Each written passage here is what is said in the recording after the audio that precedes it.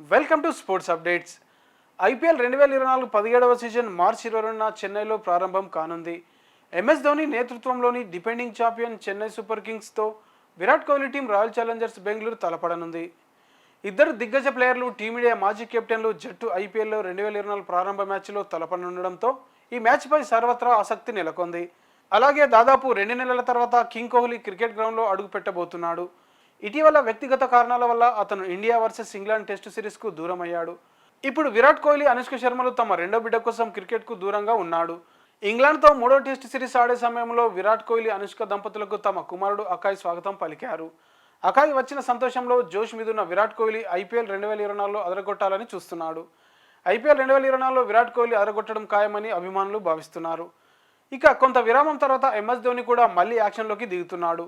మే 28న మహి తన జట్టును చారిత్రాత్మక 5వ ఐపీఎల్ టైటిల్ను అందించాడు.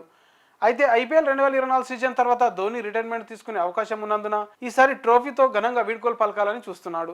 ఇదిలా ఉంటే గత కొన్నేళ్లుగా ధోనితో కొంత సమయం గడపడం తన అదృష్టంగా భావిస్తున్నానని బెంగళూరు కెప్టెన్ పాఫ్ డూప్లిసిస్ అన్నాడు.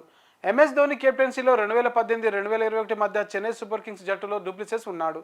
ఇది బహుశా నా కెరీర్లో అతిపెద్ద విషయం. యువ నాయకుడిగా ఇది నా ఎదుగుదలకు ప్రత్యేకమైనది. ధోని ఎప్పటికీ గొప్ప కెప్టెన్ అని పాఫ్ డూప్లిసిస్ అన్నాడు.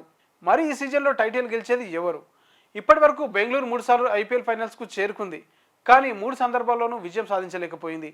అయితే ఆర్సీబీ మహిళలు ఇటీవలే వారి ఫ్రాంచైజీకి మొట్టమొదటి టీ20 ట్రోఫీని అందించారు. మహిళల ప్రీమియర్ లీగ్ 2024 ఫైనల్లో ఢిల్లీ క్యాపిటల్స్తో జరిగిన మ్యాచ్లో స్మృతి మందన తన జట్టుకు విజయ తీరాలకు చేర్చింది. ఇది స్టార్లతో కూడిన పురుషుల జట్టుకు ప్రేరణగా నిలుస్తుందా అనే విషయం ఆర్సీబీ టోర్నమెంట్లో ఎలా ప్రారంభించాలనే దానిపై చాలా ఆధారపడి ఉంటుంది. ప్రస్తుతానికి అందరి దృష్టి ఐపీఎల్ 2024 తొలి మ్యాచ్ పైనే ఉంది.